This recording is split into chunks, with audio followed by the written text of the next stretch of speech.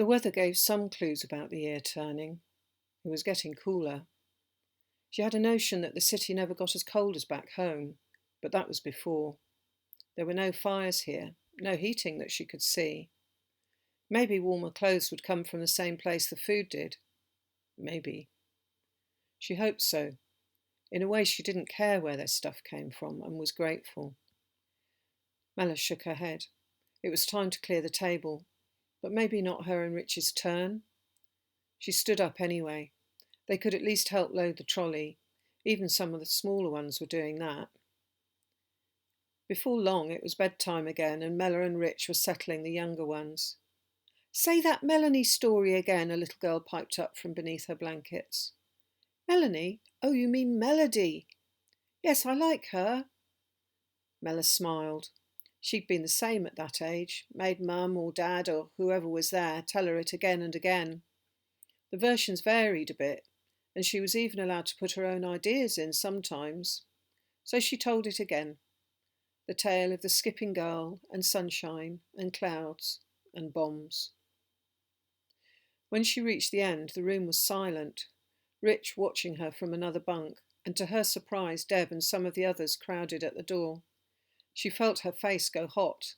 She wasn't used to being the centre, not sure she liked it. Deb twitched a smile at her, then moved on down the corridor with Ray, whispering about who knew what. She settled back on her bunk, weary, a little cold, but at least not hungry. There was a soft click as the corridor lights shut off. When her eyes had adjusted to the dark, Mella realised there was still a glow from the window. Maybe it was a clear night out there. It was certainly cold, so probably.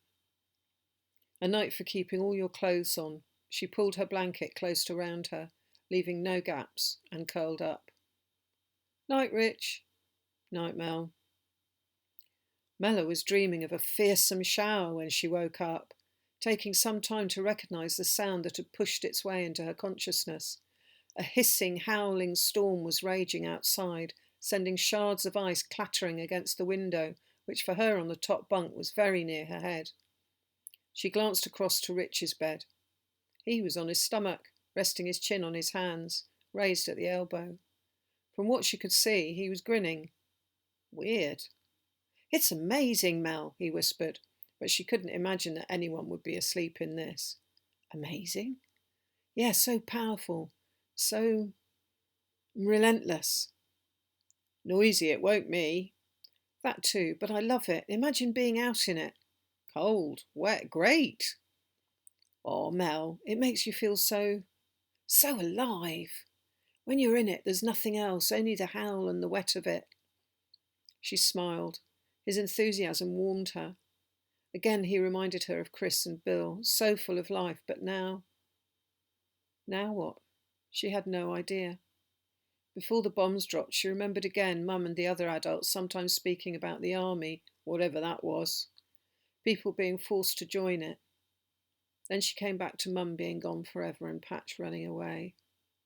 She had no sense that they would return, just as the families of all these other kids had gone. Part of her wanted to get out, just charge out of the building, out into the cold, feel the ice stinging her, the wind whipping her, and run, until she could no more, until she could forget and find out what was beyond this, if anything.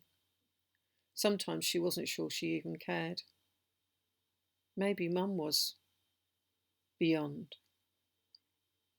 She must have dozed back off. Suddenly it was morning, and she could hear the kids shuffling round, sniffing, rolling their blankets, putting their shoes on, and Rich guiding those who needed help. "You got them on the wrong foot, silly. Don't forget your socks. Here, let me help." She rubbed her eyes and stretched. It was always hard to wake up when you'd fallen back asleep. Her breath misted in the chill air. She slithered down the ladder. "It's so cold, Rich." "Yep, that storm has brought it in. I hope we get some warmer clothes." "I'll ask, though mostly they seem ahead of stuff like that." "I'm hungry." "Yeah, let's go find food. It might be our turn to help, though." The porridge was already bubbling when they walked into the kitchen place. No open door today. Mella fetched the trolley and started putting bowls onto it. Rich did the cups. Such a mix of types, but all unbreakable. Good job, really, as she dropped a couple. Oi, be careful! Grumpy Girl was never not grumpy for long. Days of food, cleaning, entertaining kids, sleep, the occasional storms, merged into weeks, then months, and maybe beyond. Mella lost track. The standout things were Roy coming back from wherever he'd been, with a limp and no longer bouncy, but at least better.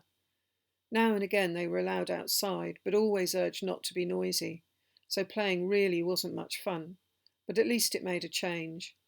Everyone was pale. Then there was the weather. There came a time when Mella realised that the closest thing she'd seen to sunshine was a hazy, cloud-misted blue sky, and then not often. She missed it. She even missed cold sunshine. They'd been given some warm clothes and boots that more or less fitted, and a hat she loved, woolly, soft, a delicious deep blue colour with green zigzags. She could tuck her messy hair into it. The older kids came and went. Sometimes they came back with a bunch of stuff and everyone had to help stash it.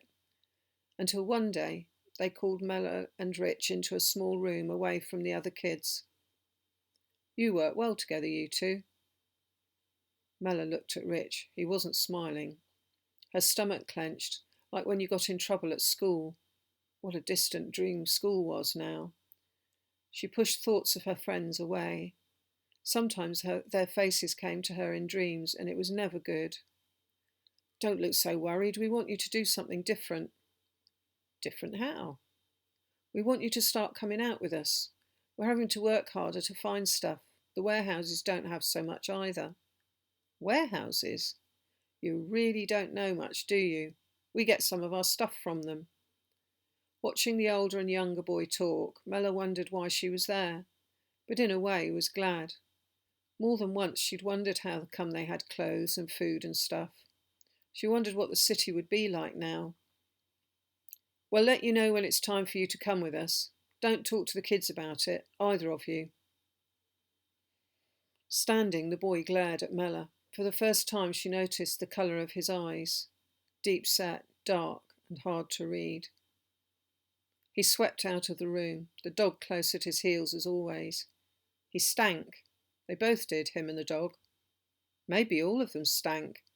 Baths didn't happen and showers were rare. The dog glanced at her as it passed, flaring its nostrils. She went to touch it and then changed her mind. It was not like the dogs at home, whatever Rich said. Time was suspended, like when you hold your breath, living through familiar routines, until after one breakfast Deb spoke to them when they were washing stuff. Okay, you two, come with me.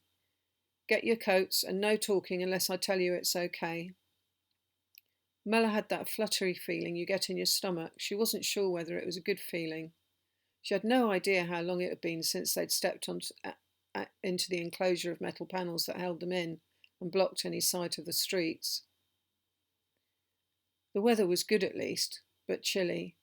She blew into the air to watch her breath misting. She remembered with a pang her dad blowing rings with his ciggies. She wondered whether she could do that, just with air. She tried, pursing her lips like he used to, but no magical ring appeared. She lurched forward as Deb shoved her in the back. This was going to be fun. Not. She felt Rich's hand on her arm as she stepped through the panel to the outside.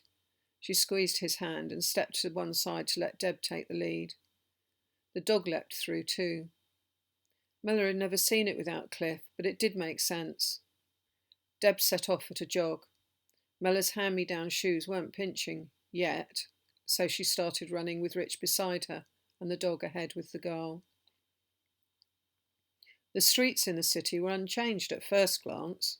Piles of rubble, deserted cars, smashed windows and empty shops and offices, and it took Mella some time to pin down what was different about them. There were plants growing in weird places, even through cars, which were dust-covered and starting to rust. It was so quiet too, the crunch of their running feet on the rubble echoing up the side alleys. A flock of dark birds crashed into the air, cawing and screeching, startled at their kingdom being invaded. And the smell, the one that made you want to gag, had gone. Down here. Mella slipped and stumbled as Deb turned sharp right into a dark alley without slowing her pace.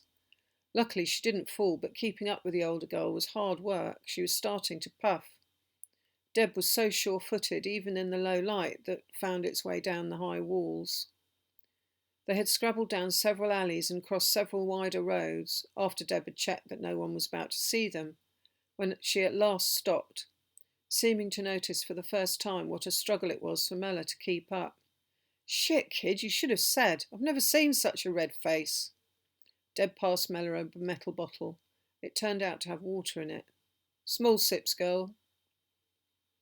Now that they weren't running, her feet were crazy hot and she wanted to rip her shoes off, but she knew she wouldn't want to put them back on again. "Okay, guys, we can walk now. You did well."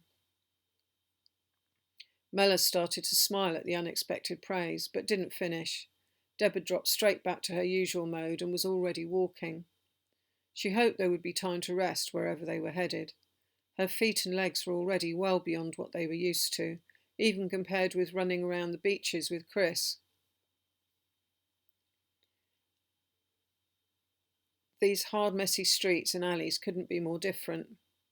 At last they reached a building that looked promising. Deb knocked on a metal door. 3 quick raps of the knuckle, then pushed. She flicked a hand at Rich and Mella to move quickly as the dog pushed past her. Mella took a deep breath and did as she was told. With no idea of what was awaiting them, Mella stepped in behind Rich. He reached his hand back. Maybe he was nervous too. They crossed a small yard where the dog was told to sit and wait, and went through an already open door into a low, dark room. She couldn't see where it ended. The shadows were deep. There was a smell, not one she knew, and not altogether pleasant. Maybe one smell to cover another. It wrinkled her nose. As her eyes adjusted, she saw that they were in a storeroom, and sitting at a desk near the door was a woman frowning at them.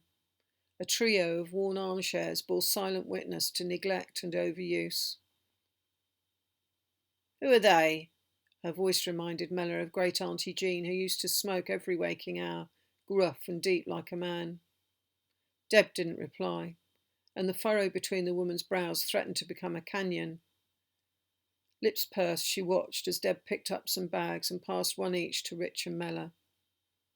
She was lighting a cig as the trio set off between an apparently endless line of shelves.